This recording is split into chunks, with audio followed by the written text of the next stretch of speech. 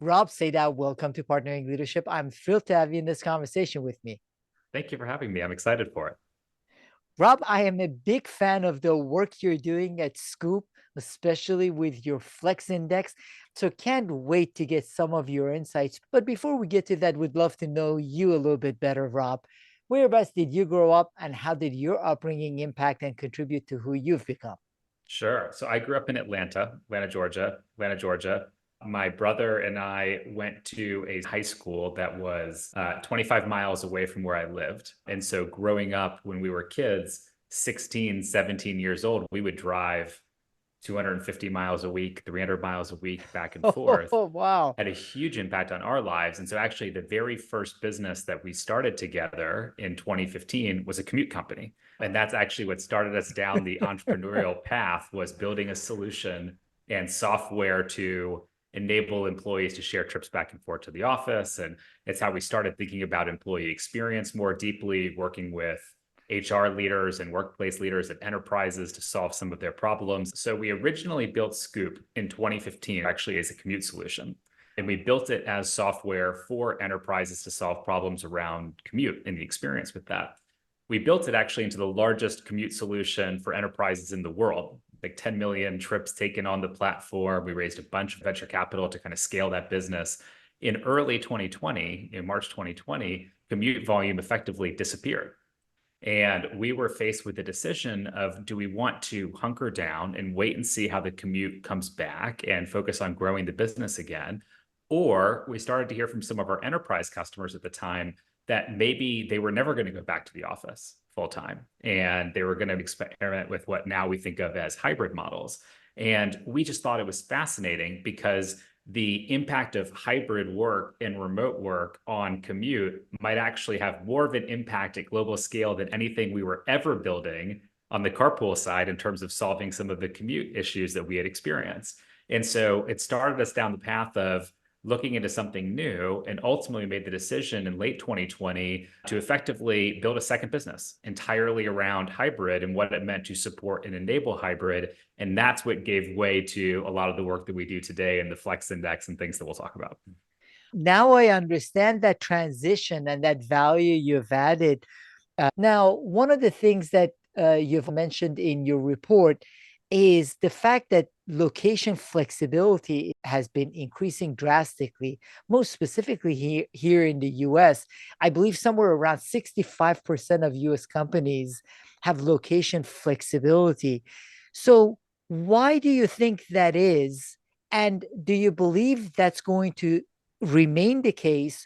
Or, as many executives I talk to, hoping, wishing that is going to retrench back to the way things were closer to pre-pandemic levels? I think it's unlikely we're going to head back to the way things were. As you know well, and our listeners will probably figure out pretty quickly, we're pretty data driven. And we spend a lot of energy putting together data and looking at trends, which I find particularly helpful in this topic because it's a very emotionally charged topic for a lot of people. And they have deep-seated feelings about what is or is not the right way to work or build a company. So we like to bring data to the discussion and say, okay, well, I understand how you feel, but let me tell you what we're seeing in trend.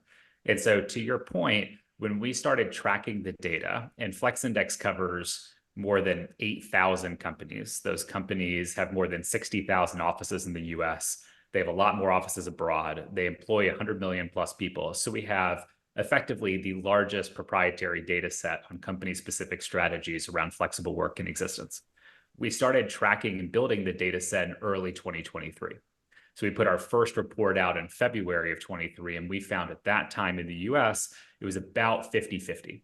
50% of companies offered some level of work location flexibility, meaning that they were hybrid or remote, but maybe better defined by what they were not, which is they were not full-time in office for corporate employees, meaning corporate employees didn't have to be there 5 days a week. The other half of companies at that point were, in terms of the data we were tracking.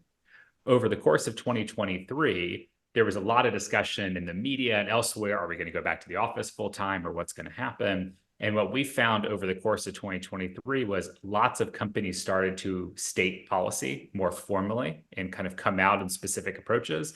And overwhelmingly, the companies that came out that were larger companies voted hybrid and set hybrid policies. And the small companies, so companies under 500 employees, more often were fully flexible, meaning that they had offices, but employees weren't required to go into them, or you might even be fully remote. So to your point, a year later, we looked at this in February 2024, and it had moved to 65% of companies offer work location flexibility and 35% are full-time in office for corporate employees. I expect that trend to continue and to actually move even further in the direction of work location flexibility over the coming years for a few reasons. One is leases are long. And prior to the pandemic, most enterprises who had large leases, those leases would be 7 to 10 years long, sometimes even more than 10 years long. So if you think about that in practice, we're a little bit more than 4 years post the start of the pandemic.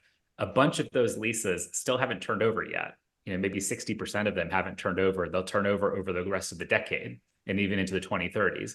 When those leases turn over, what's happening on average right now is companies are getting less space relative to where they were before, and it becomes a moment where they revisit policy decisions. And so that will cause even more companies to rethink this and explore what's happening from their policy and whether they want to be full-time in office on a go-forward basis.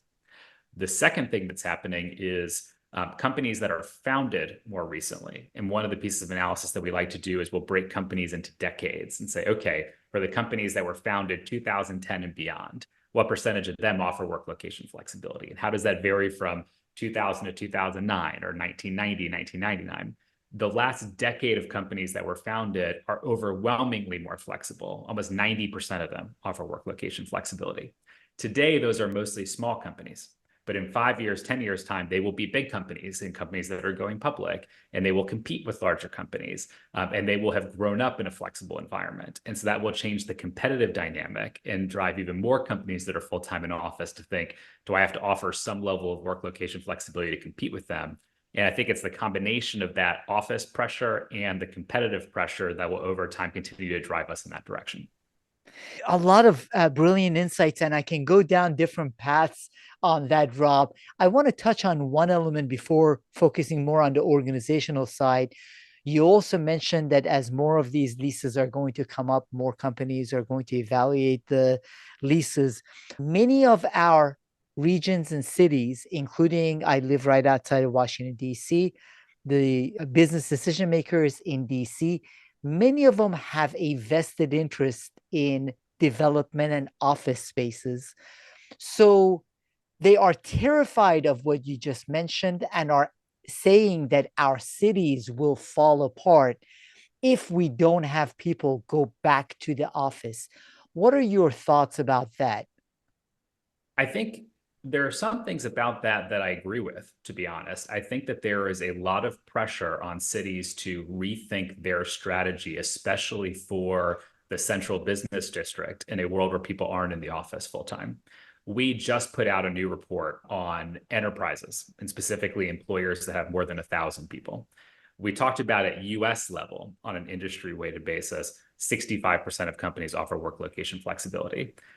When you look at the enterprise, so only companies that are 1,000 plus employees, 82% of them offer work location flexibility. So it's even higher, actually, when you look at the enterprise scale. And counterintuitively, perhaps, the bigger the company gets, the more likely they are to be structured hybrid. And when I say structured hybrid, I mean they set a specific expectation on some amount of time in the office a week, and the less likely they are to be full-time in office. So if you look at the 25,000 or 50,000 plus employers, they're even less likely to be full-time in office.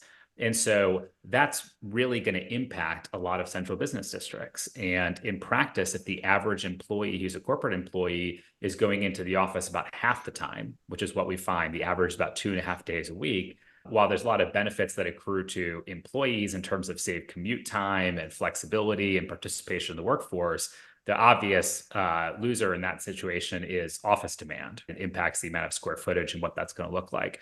So I think cities are going to have to be quite thoughtful around moving away from districts that are entirely focused on work and really investing in making all areas more live work. And how do we think about what it means to relax regulation around conversion to residential, which are already things that cities like Boston and San Francisco are playing with to try to figure out how to get more housing supply around some of the central business district.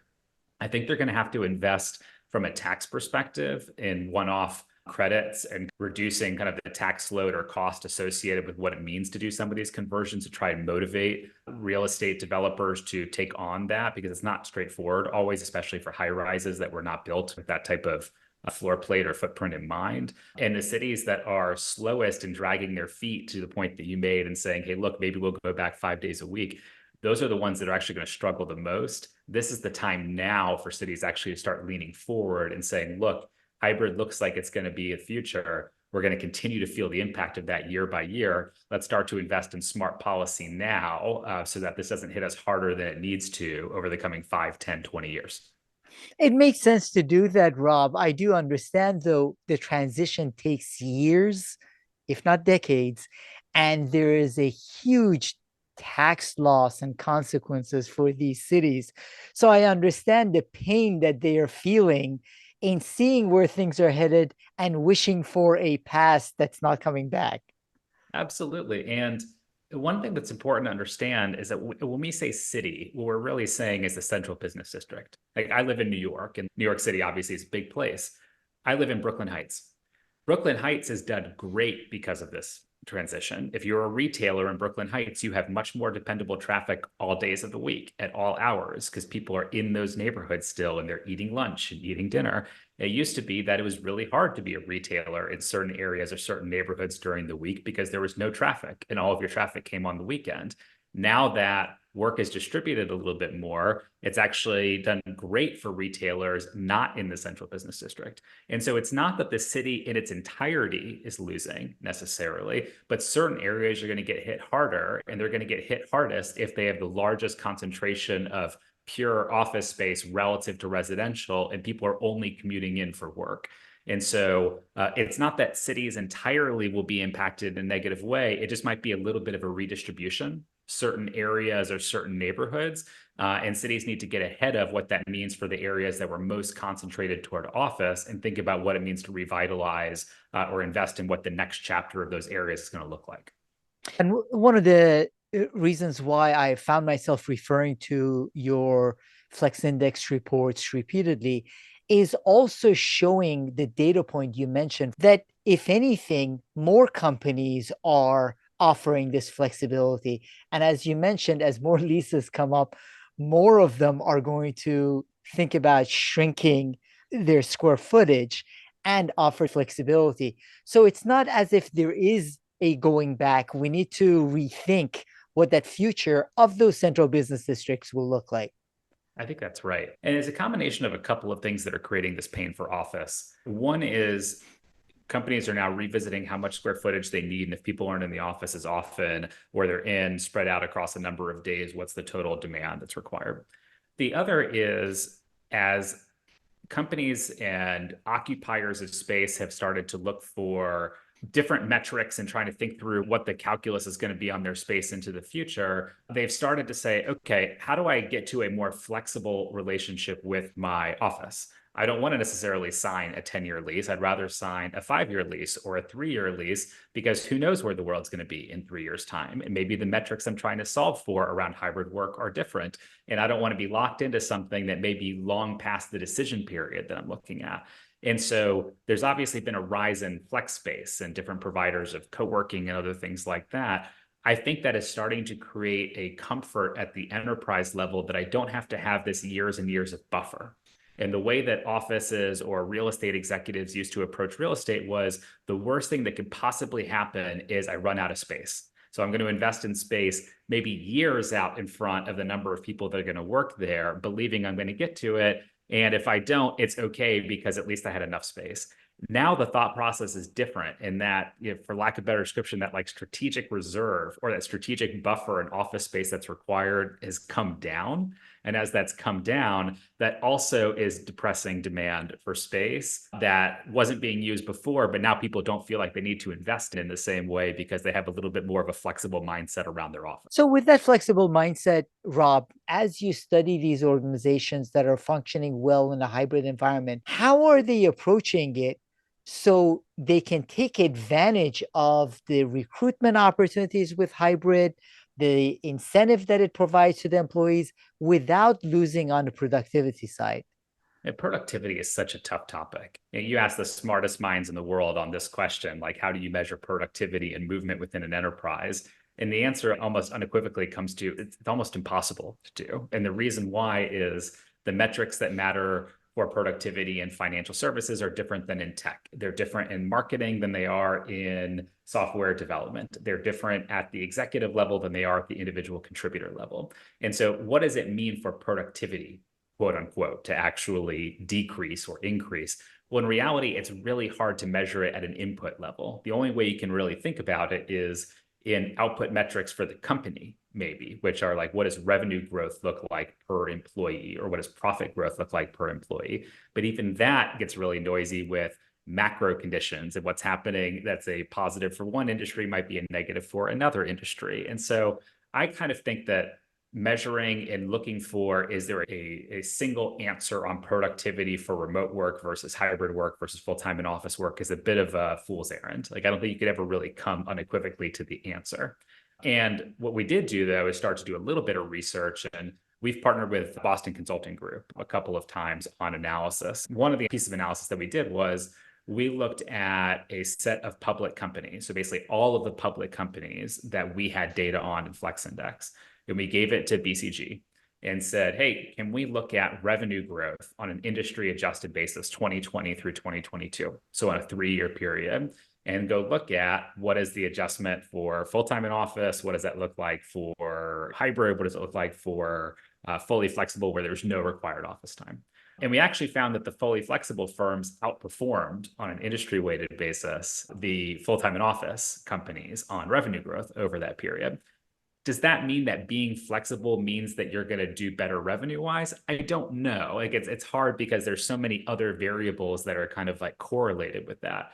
But what was important was we didn't find that they were lagging. It's not like the more flexible firms were behind. And we have yet to see any piece of financial outcome oriented analysis that says that companies that are offering more flexibility are underperforming. And frankly, some of the biggest companies in the world that have been most successful over the last couple of years, companies like NVIDIA or Microsoft or others, actually embrace fully flexible models. And so I don't think there's unequivocally a right answer or a wrong answer on productivity. What I do think is that you can implement hybrid in a solid or strong way, and you can implement it really poorly. And the companies that do the most poorly, and I think as a result feel pain, are the ones that think of it purely as a policy. And I joke, it's like Moses comes down from the mountaintop and was like, okay, now we're hybrid and it's 3 days a week and like it's done, and everyone's just supposed to operate. In reality, hybrid is a seismic shift for an enterprise. The way you think about how you get together and how you collaborate and what it means for managers to start managing toward outcomes and how you think about documentation. There are all of these different pieces of the puzzle that have to look a little bit different if you're hybrid than if you were full-time in office. The companies that are really good at this are deliberate in saying, okay, what are all of the enabling pieces that I've got to get right? Just like if I were to go from kind of like on-premise to cloud, in terms of the way our technology works, like what are all of the things that we have to get right to support that? And they invest in making sure that they move forward in those areas. And when they get people together in person, they do it intentionally for things that make sense to get together in person. They don't send people to the office just to spend the day on Zoom. And then they get frustrated why they go into the office in the first place. And so I think that there's definitely some productivity gains to be had in implementing this the right way and treating it with the seriousness that it deserves. But I don't believe there's unequivocally a right answer that one is objectively more or less productive than the other.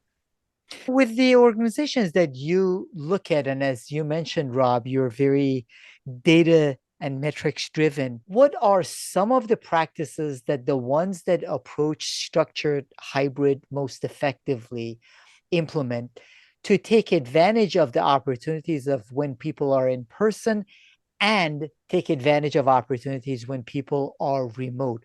What have you seen as some commonalities to approaches of the most effective organizations?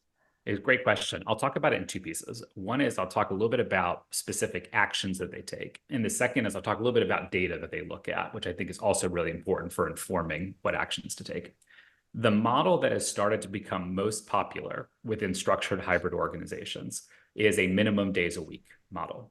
And 90% of organizations that do structured hybrid require 2 to 3 days a week. Sub 10% of firms do 1 day a week or 4 days a week. It's mostly 2 to 3 days a week. The reason why minimum days per week is becoming more popular is it allows the company at a corporate level to effectively set guardrails, and it lets teams kind of customize and find their way within those guardrails. And the way I often describe it, and maybe it's a poor analogy, but the way I like to talk about it is it's kind of like bowling with like the bumper rails on the lane, where the company basically puts the bumper rails and you can choose, I want to bowl down the left side of the lane or the right side of the lane. That's up to you, but you have to stay within this kind of like expectation. What companies will do is they'll say, okay, with 3 days a week, but this department might customize that, or a team might customize that based on their workflow. One team might say, okay, we're going to be in on Tuesday, Wednesday, Thursday every week. Another team might say, okay, employees can choose which 3 days, and they'll do 3 days a week. Another might say, we're all going to get together on Monday, and the other 2 days they can choose. But allowing for some of that customization, almost like last mile, if you will, in terms of how you implement the policy, that's become a best practice in allowing teams to have some agency around the approach, but still giving a perspective at the company level on it being important to get together and how do we think about getting together. So that's an emerging best practice. A second thing that companies do is be really thoughtful then on why do we get together on the days we get together. So that might mean if we're going to be in the office on Tuesday, let's schedule our team meeting together on Tuesday. Let's make sure we go to lunch together, or we do happy hour. Let's try and do one-on-ones or other types of activities that actually benefit from being in person together on those days. And let's move things that are more heads down work or other things like that to the days we're not in the office. So you try to get into the rhythm of work being reflective of when you're together in person versus not, versus just treating every day of the week the same, regardless of whether you're in the office or not in the office. Those are a couple of things I think that the companies that are leading on this topic are doing well. From a data perspective, where it gets quite complicated is the metrics that matter to look at are fundamentally different now than they were 5 years ago. And I'll kind of like use an office example first to explain, and then talk about how companies that do this well approach it. If you were a VP of real estate in 2019 and you were thinking about planning your space, the math was not super complicated. You basically had a point of view on a desk per square foot or square meter ratio. You had a current headcount on a location. You had a growth plan. You know you needed a desk for everybody because the expectation effectively is everyone's in the office, and I've got to have space a few years out in front of where my headcount is now because leases are long. And the real estate team would kind of figure that out on their own. It wasn't super complicated. The HR team would operate pretty separately from that, and they would run their own program around recruitment and retention and comp and benefits and training, et cetera. And that's how things worked. In the world today, now that location has moved from a constant where everyone's in the office to something that's variable, even by team or by person on a day-to-day, week-to-week basis, now the math is, if I want to look at my office space, it's how much space do I have? How many employees are actually allocated to come into that office versus are fully remote? What am I seeing in daily attendance? What am I looking at in peak attendance? How does that compare to the employees allocated or the desks? Fundamentally different set of ratios and things to look at. Even bigger picture, what's hard is there's now kind of an emerging way of thinking about this, which I describe as a triangle for simplicity, which is a company sets policy on how many days they want people to come into the office, 2 to 3 days, whatever it might be, and what the expectation is. Then on the second leg of the triangle, you have your office metrics we were just talking about that are heavily impacted by policy. They're obviously going to see different daily attendance if you require 1 day a week in the office versus 4 days a week in the office. But the third leg is employee experience and engagement. And that's heavily impacted both by the policy you set out, which will impact recruitment, retention, et cetera, and the experience you create in the office. And if you move any one piece of that picture, the whole picture moves. So the best companies on this topic are starting to measure a new set of metrics around what are they seeing in the office in those particular areas, and what are we seeing in employee NPS, in turnover rate, and other engagement metrics. And they're looking at this stuff in concert to make good decisions, not only on policy, but how do we think about how much space we need, how we allocate that space, how we think about value proposition for employees to try and get that whole picture right in this new world. One of the things that you also show in the reports is that you mentioned the employee NPS, the employee satisfaction is higher in these structured hybrid environments. Yeah, so we found, I mentioned earlier the analysis that we did on revenue. We did the exact same analysis with Boston Consulting Group on engagement and employee scores on Glassdoor. So I think we looked at like 550 public companies. They had almost 500,000 Glassdoor ratings across them, and looked at, well, what does engagement look like for structured hybrid firms versus fully flexible firms versus full-time in office? The scores on average between structured hybrid and fully flexible were almost indistinguishable. It'd be little bits of difference for different company sizes, et cetera. The only laggard on all of the scores was full-time in office. And surprisingly, it wasn't just things like work-life balance, which you might expect someone who doesn't have to go into the office would rate higher. Career development, full-time in office scored lower.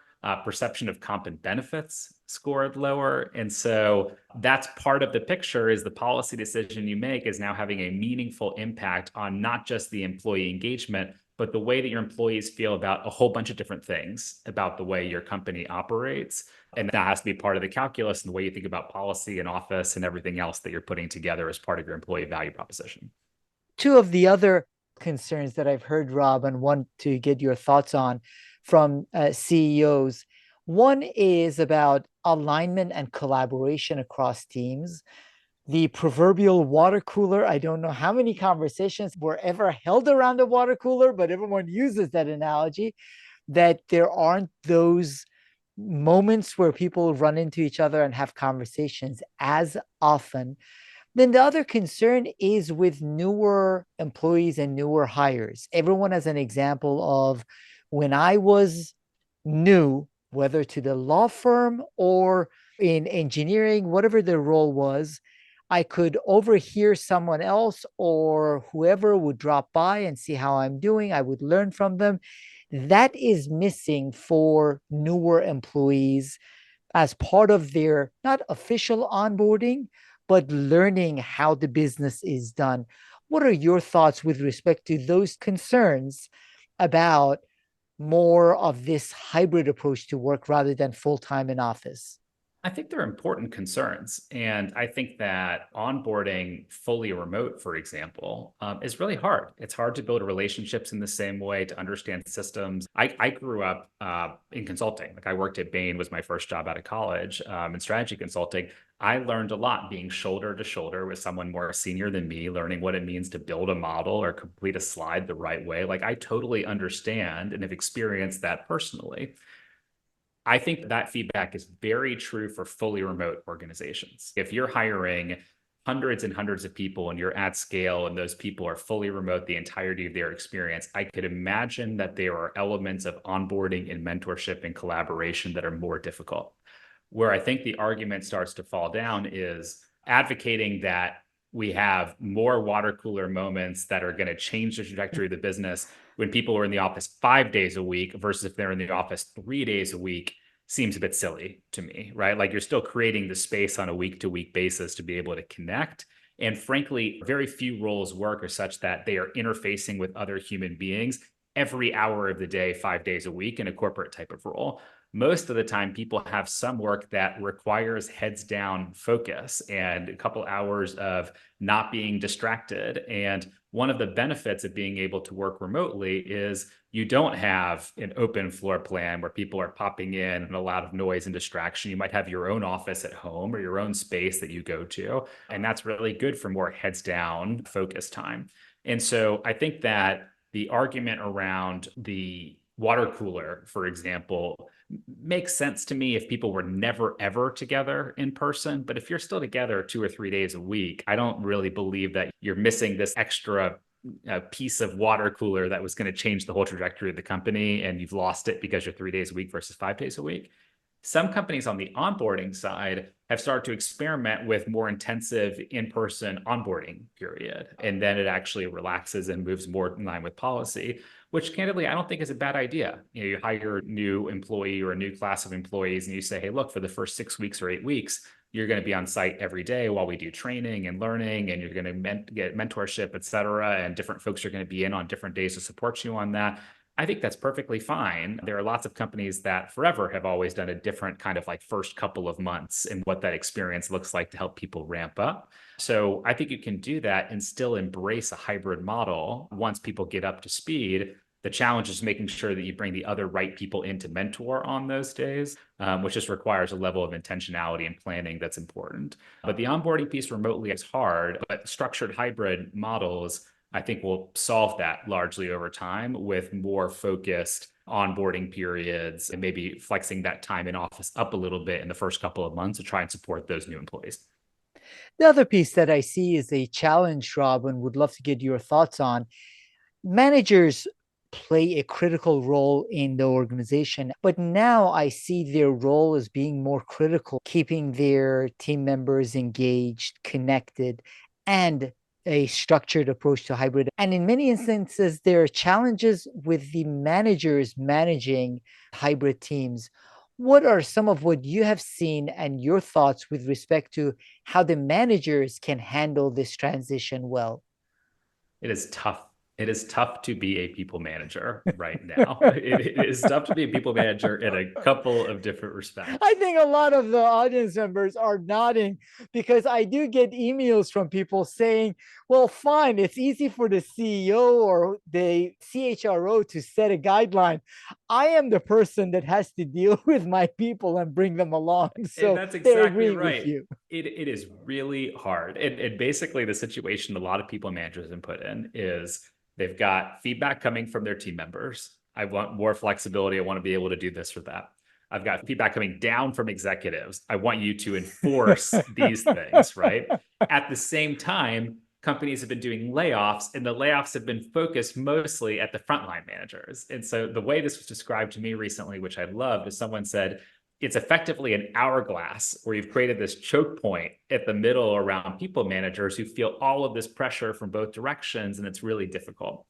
The companies that are doing this best are investing in training and really substantial upskilling of managers to support what it means to be hybrid. While every company likes to believe that they have fantastic managers, the average manager at most companies got pretty comfortable with the idea of I don't really have to manage to a specific outcome. I just want to make sure that my team members are working. The best way I know that they're working is I see them in the office and they're at a computer, and therefore they must be working. And what has now been colloquialized as like managing by walking around, right? Is effectively the strategy. Now there is none of that. And people ask, okay, well, what are your teams doing or what are they delivering? And frankly, that's a pretty different skill set for a manager to say, okay, what does it mean for me to align my team around a goal? To actually work with them to progress toward that, to have one-on-ones that are focused on are we on track or off, and how do we get back on track? It's a much healthier paradigm, but it's a newer paradigm for some managers and some organizations. And so putting more and more pressure on managers is a really good recipe for everything to explode and for things to be really challenging. The best companies are investing in entirely new training programs and even really good peer mentorship, creating forums for managers to be able to ask other managers how they're handling certain situations, or how do you build rapport when you don't see someone in the office every day and you have to build those relationships virtually. The managers that grow up in this environment, so the ones that come up in companies over the next 5, 10, 15 years that were always hybrid, this will be second nature to them. And they'll look back on this conversation in like 2035 and be like, what a silly conversation. Like, this is what all managers do because this is the way the world works. But if you've never done that in your entire experience in management or being an executive, frankly, is decades of being in the office at the same time as other people, it's a pretty big kind of like culture and operating shock. And companies, I think, are underinvesting quite often in helping them navigate that transition. It is a transition, as you mentioned, for many people who haven't been trained and haven't been used to operating in this type of environment. Now, you alluded to it. I would love to get your thoughts also on fully remote workplaces. I'll first draw a distinction and answer between two different types of models. So we use a term fully flexible. And when I use the term fully flexible, or when we say for Flex Index, a company is fully flexible, really that's a combination of two different types of policies. When we say fully remote, we mean companies that don't have any offices and everybody's remote, meaning like even if you wanted to go into the office, there is no office to go into. Like that's not the way that the company operates. That's different from employee's choice. where the company has offices, but employees are not required to go into them at any level of frequency. So small difference, but actually pretty meaningful difference in the way the company operates and how teams operate. GitLab, for example, is an example of a company that's fully remote, right? From the get-go, never had offices. Like that's not the way that they operate. Atlassian is employees' choice. They do have offices around the world, but employees are not required to go in, although they do events every month or few months where they have people get together to be able to build those relationships. Employees' choice, especially at the enterprise, is far, far more common than fully remote. When we just looked at enterprise data for more than 2,200 enterprises that I was talking about in this most recent report, 20% roughly of enterprises are employees' choice. So like Atlassian, like Allstate, where employees are not required to go in at some frequency. Less than 1% are fully remote, meaning they have no offices.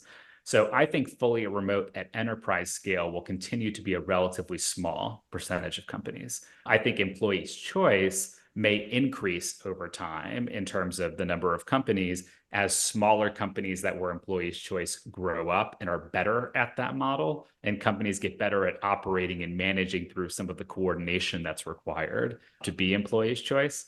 I do think the dominant model at the enterprise level, though, will be that structured hybrid and probably will continue to be so over the coming years. Well, and it sounds like you see fully remote not taking off as much, but vast majority staying somewhere in the hybrid space, which still requires, therefore, office presence and enough office space for at least collaboration. So I know part of what you do is your reports and your work, you guide organizations in how they should go about making these decisions. So where do they start? Well, I think it starts with a combination of data and philosophy. I think you got to put a stake in the ground, and that should be based on a number of inputs. One is you should understand your current data. So, what percentage of your employees are fully remote? What percentage of them are coming into offices? What's your turnover rate look like? What feedback or sentiment are you seeing in your engagement surveys around your policy, or around how people want to get together and for what purposes? So I always advocate by starting with building your own fact base on what your company is doing internally. Do I even understand the way that we're operating today? And you would be surprised the number of even Fortune 100 companies that I talk to that do not have a really good pulse yet on this is how we're actually operating today. So that's, I think, the starting point in understanding how much square footage do we have in each location? How many people are allocated to that location? How many people are coming in on a daily basis? That's the first thing to start with. The second, which I think has been really hard for companies, is coming by any kind of external benchmark data. It's been very difficult for companies to know what are others doing. One of the reasons we built Flex Index in the first place was to start to create better visibility on policy. So a company could even see, okay, well, what are other companies in my industry or at my size doing from a policy perspective? If we require 2 days a week, are others requiring 2 days a week or 4 days a week or requiring nothing? So we have some sense around that.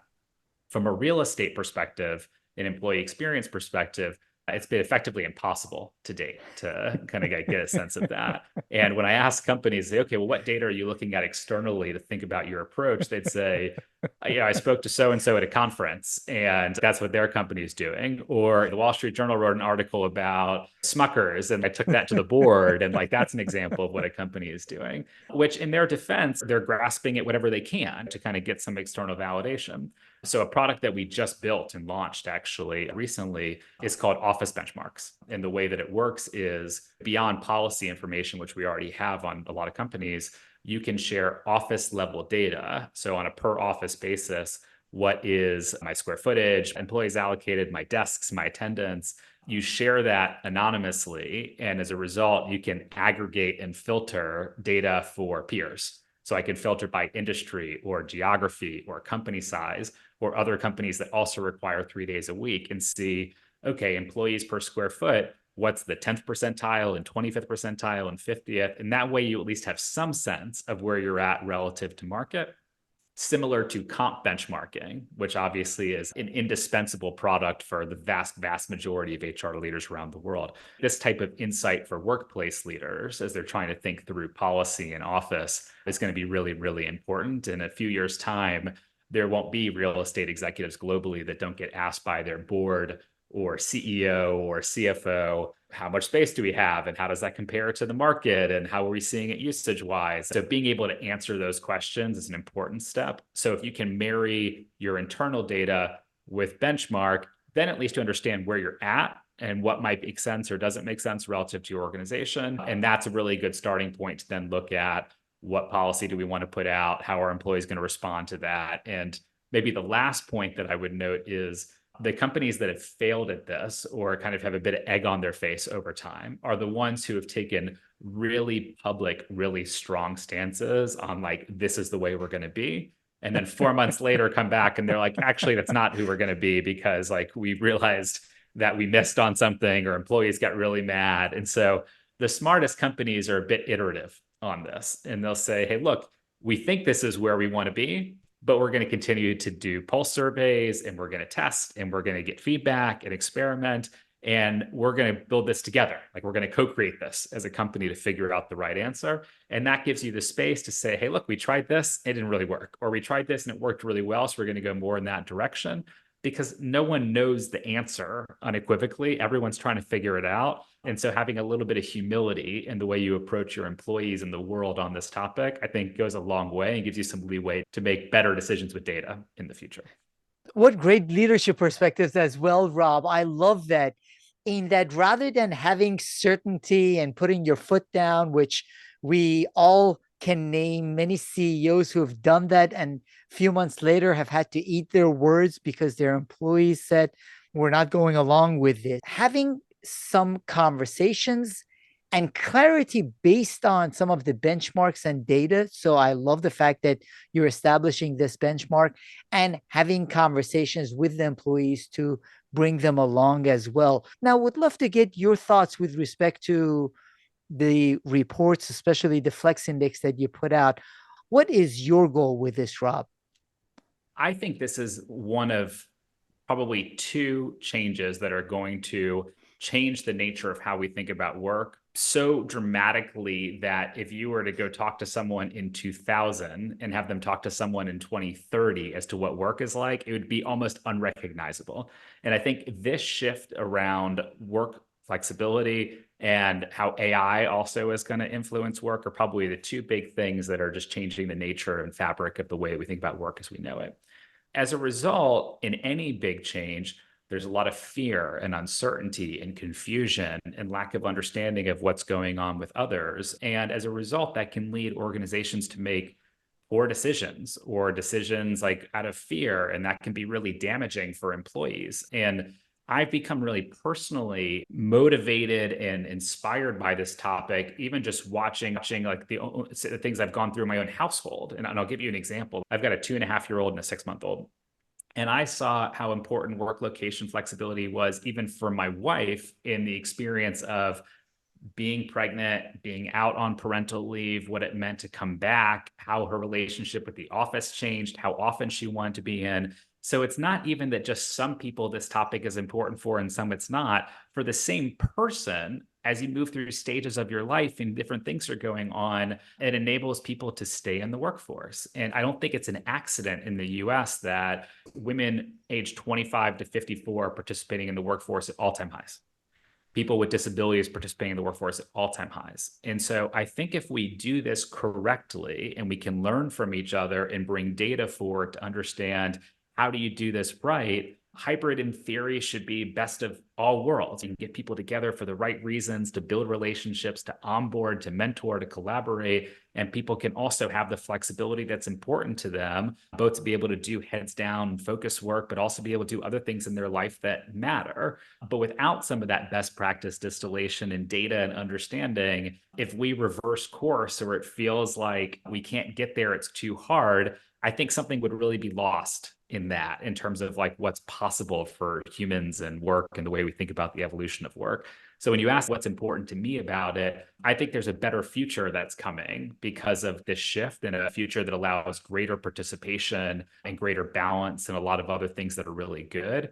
Our goal is to enable it with data and insight as best as we possibly can so companies can make smart decisions and optimize the way they think about policy, real estate, and employee experience to deliver on this in a way that works really well for them and works really well for their employees. It is a better future, as you say, Rob, and it is also a huge transition.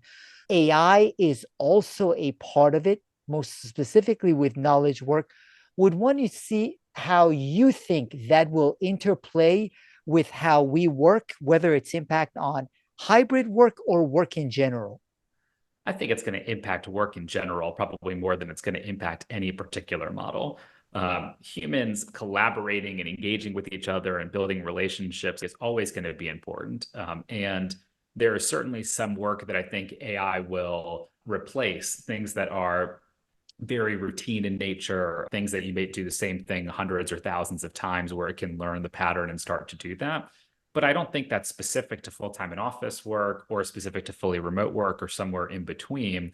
I do think that the jobs where the greatest share of potential impact from AI will be the ones that have the highest percentage of routine or automatable work in that sense. And so the number of fully remote call center type roles, for example, might come down dramatically over time as AI takes some of the pieces around that. And so maybe if there are roles that end up being fully remote because they have a certain type of composition versus others will be more impacted. But I think honestly, that's a bit of a drop in the bucket relative to the broader potential impact that AI is going to have on all facets of the way we think about jobs and job descriptions, et cetera, that I think will be impactful across all buckets, not just in hybrid or full-time in office or fully remote. Which is why we need to keep up with the latest and learn from the best, including you, Rob. How can the audience find out more about you, follow your work, and the Flex Index as well? Well, thank you for having me. I appreciate it. A couple ways. One, our site for Flex Index is flex.scoopforwork.com. I'll share the link with you afterwards so we can put it out to everybody. That's where we put out all of our data on policy. It's where all of our reports go. It's where you can find our new Office Benchmarks product for folks that are looking for benchmarking data to make better decisions that we were talking about around real estate and policy and the relationships. So all of that's on our website. I write quite a bit on LinkedIn, so you can follow me on LinkedIn as well. And then third thing I do is I do a podcast too called Flex Perspectives, where I like to interview mostly operators at large companies, so real estate or workplace executives that are thinking through these topics. So at companies like Allstate or HackerOne or Oyster, or a bunch of other companies that are taking unique or different approaches to this. And so you can find the Flex Perspectives podcast anywhere where you listen to podcasts. I am a huge fan, Rob. You put out outstanding reports about where work is headed so we can lead for that future of work rather than hope for a past that is not coming back. So thank you for the outstanding work you are doing at Scoop and with the Flex Index. Thank you so much, Robert Sadow. You are too kind. Thank you for having me, and I appreciate the time and the thoughtful conversation.